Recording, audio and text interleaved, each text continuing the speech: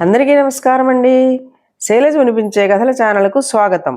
ఈరోజు మనం జొన్నలగడ్డ మార్కండేయులు గారు రచించిన ఫలించిన దేశాటన అనే కథను విందాం. ఈ కథ మార్చి 2006 చందమామలో ప్రచురింపబడింది. విశాల దేశాన్ని జయదేవుడనే రాజు పాలించేవాడు. విక్రముడు ఆయన కుమారుడు. విక్రముడు యువరాజుగా పట్టాభిషిక్తుడు అవగానే తండ్రితో రాచరికపు బాధ్యతలు స్వీకరించే ముందు నేను దేశాటన చేయదలిచాను, దీవించి పంపించండి అన్నాడు. జయదేవుడు నవ్వి మారువేషంలో ప్రజలలో ఒకడిగా కలిసిపోయి వారి కష్టసుఖాలు తెలుసుకోవడం కోసం దేశాటన చేయటం అనాదిగా వస్తున్న ఆచారం. దేశాటన చేస్తున్నప్పుడు ప్రమాదం ఏర్పడవచ్చు. మారువేషపు దేశాటన కంటే యువరాజు హోదాలోనే దేశమంతా తిరిగిరా అన్నాడు.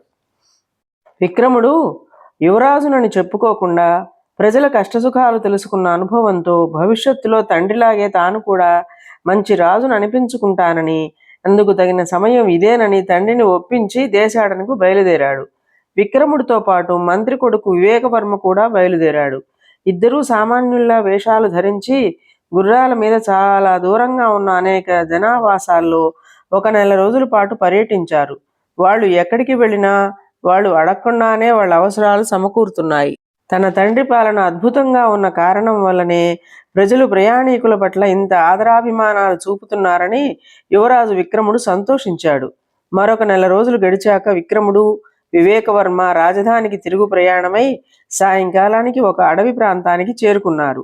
విక్రముడు దగ్గరలో ఉన్న ఒక రాతి గుట్టపైకి పోయి దూరంగా చూస్తూ, ఇక్కడికి కనుచూపు మేరలో ఏదో కట్టడం కనిపిస్తున్నది. బహుశా అది పాడుబడిన ఇల్లు గాని లేదా ఏదైనా పాతకాలపు దేవాలయమైనా కావచ్చు. ఈ రాత్రికి అక్కడ ఆగిపోదాం అన్నాడు. ఇద్దరూ కలిసి ఆ ప్రాంతానికి చేరుకున్నారు. నిజంగానే అది ఒక చిన్న దేవాలయం. ఆలయ ప్రవేశ ద్వారం తలుపులు మూసి ఉన్నాయి. ద్వారానికి ఇరువైపులా 2 అరుగులు ఉన్నాయి.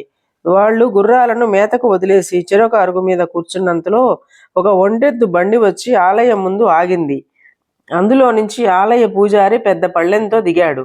పూజారి ఆలయం లోపలికి వెళ్లి మంత్రాలు చదివి అమ్మవారికి నైవేద్యం పెట్టి బయటికి వచ్చి వాళ్ళిద్దరి వివరాలు అడిగాడు. వాళ్ళు తాము బాటసారులమని చెప్పగానే పూజారి వాళ్ళకేసి పరీక్షగా చూసి చిన్నగా నవ్వాడు.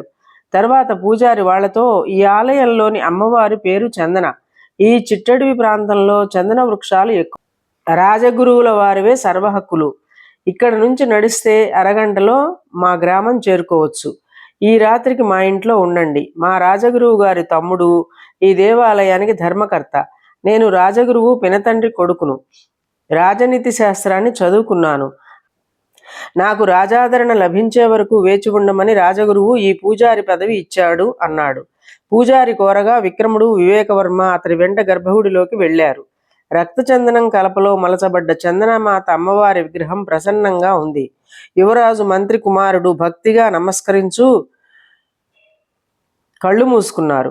చందనమాత భావి మహారాజును మంత్రిని ఆశీర్వదిస్తోంది అన్న పూజారి మాటలు విని కళ్ళు తెరిచి ఆశ్చర్యంగా, ఏమిటి మాట్లాడుతున్నారు అని ఆ పూజారి కేసి కోపంగా చూశారు. పూజారి తొణక్కుండా, ప్రభువులు కోపగించుకోకండి, నేను రాజనీతి శాస్త్రాన్ని చదివానని చెప్పాను. రాజు కొలువులో చేరాలనుకుంటున్నాను. మీరు దేశాటనకు బయలుదేరిన యువరాజు మంత్రి కుమారుడని ఊహించడం నాకు పెద్ద కష్టమైనది కాదు. మీ ప్రవర్తనలో రాజసం స్పష్టంగా కనిపిస్తున్నది. పంచకుల్యాణి గుర్రాల మీద బయలుదేరిన మీరు యువరాజే ఎందుకు కాకూడదని ఊహించాను అన్నాడు. పూజారి మేధాశక్తికి విక్రముడు, వివేకవర్మ అబ్బురపడ్డారు. పూజారి వాళ్లతో వినయంగా, దేశాటన ప్రధాన ఉద్దేశం పరిశీలన. ఆ తర్వాత వాటిలో నుంచి మంచి చెడులను గ్రహించి పరిపాలనను ఎంతవరకు అమలు పరచాలన్నది వివేకం మీద ఆధారపడి ఉంటుంది. సంప్రదాయం అంటూ దేశాటన చేయాలని బయలుదేరిన మిమ్మల్ని మహారాజు గారు ఒక కంట కనిపెడుతూనే ఉంటారు. మీకు తెలియకుండా మిమ్మల్ని ఆపదల పాలు కాకుండా రాజుగారు తగిన ఏర్పాట్లు చేసే ఉంటారు. అందుచేత మిమ్మల్ని గుర్తుపట్టినా పట్టనట్టు నటిస్తారు. స్వదేశంలో మీరెవరో నాలాగే చాలామంది మిమ్మల్ని గుర్తించి ఉంటారు అన్నాడు. విక్రముడు అవునన్నట్లు తల ఊపి, మొదట్లో మిమ్మల్ని సామాన్య పూజారిగా భావించాను. ఇప్పుడు మీ దగ్గర నేర్చుకునే రాజనీతి శాస్త్ర విషయాలు చాలా ఉన్నాయనిపిస్తోంది. నేను, మంత్రి కుమారుడు వివేకవర్మ మీ గ్రామంలో కొన్ని రోజులు ఉంటాము. మాకు రాజనీతి విషయాలను గురించి అవగాహన కలిగించండి అని కోరారు. తరువాత బండిలో పూజారి గుర్రాల మీద విక్రముడు, వివేకవర్మ చిట్టడవిలో ప్రయాణం చేసి పూజారి ఉండే గ్రామంలో ప్రవేశించారు.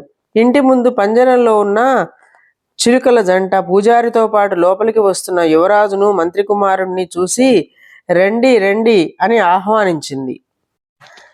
అమ్మగారు, గురువుగారు ఎవరో అతిథులను ఇంటికి తీసుకువచ్చారు అని పలకసాగాయి. మీ గురువు గారికి ఇది కొత్త అలవాటు కాదుగా. రాత్రి వేళ చిట్టడవిలోని అమ్మవారి ఆలయం దగ్గర ఎవరున్నా ఇలాగే వెంట పెట్టుకు వస్తారు. చిలుకలకు పలుకులు నేర్పారు గాని 4 ఎకరాల పొలమైనా సంపాదించడం నేర్వలేకపోయారు అంటూ పూజారి ఇల్లాలు బయటకు వచ్చింది.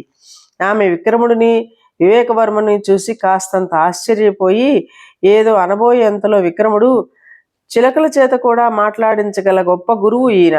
వీరి వద్ద మేం కోరుకుంటున్న విద్య నేర్చుకోవడానికి వచ్చాం. ఆదరించి మీ ఇంట ఉండనివ్వాలని కోరుతున్నాం అన్నాడు. ఆ మాటలకు గురుపత్ని నవ్వి, రాజగురువుకు పూజారి గారు పినతండ్రి కొడుకు. అన్నగారు తనకు కొలువిప్పిస్తాడని ఈయన గారి ఆశ. మీలాంటి శిష్యులను చేర్చుకుని చదువు చెప్పి ఉంటే ఈ పాటికి భుక్తి కోసం ఇలా పూజారిగా ఉండవలసిన అవసరం కలిగేది కాదు. రాజగురువుగా తనకు పోటీ రాగలడా? తనను కొలువులో ఏనాటికి చేరనీయడని తెలిసి కూడా అన్ననే నమ్ముకున్న ఈయన దగ్గర మీరే నేర్చుకుంటారు అన్నది. రాజనీతి అన్నాడు యువరాజు మంత్రి కుమారుడు ఒక్కసారే. పూజారి భార్య పక్కున నవ్వి, రాజు తనకు నచ్చిన మనిషిని చేరదీసి పదే పదే సలహాలు అడుగుతాడు. ప్రజల రాజాశ్రయం ఉన్నవాడిని చూసి అతడు గొప్పవాడనుకుని తమ శక్తి సామర్థ్యాలను మర్చిపోయి ఉపకారం చేసి పెట్టమని ఆశ్రయిస్తారు. అప్పుడు ఆయన ప్రతిభ ఉన్న వ్యక్తిని రాజును కలవనీయకుండా మర్రి చెట్టు నీడలోని మొక్కలాగా తన నీడలోనే అణచివేస్తాడు.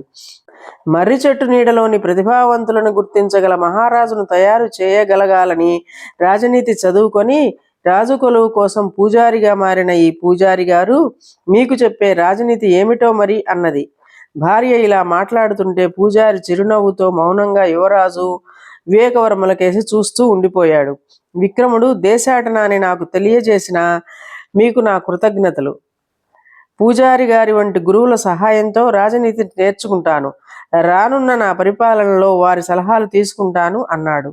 ఆ తర్వాత పూజారినే కాదు, అన్ని రంగాల నుంచి మేధావులను విక్రముడు స్వయంగా వెళ్ళి కలుసుకుని మరీ కొలువులోకి ఆహ్వానించి తండ్రి తర్వాత మంచి పరిపాలకుడు అనిపించుకున్నాడు.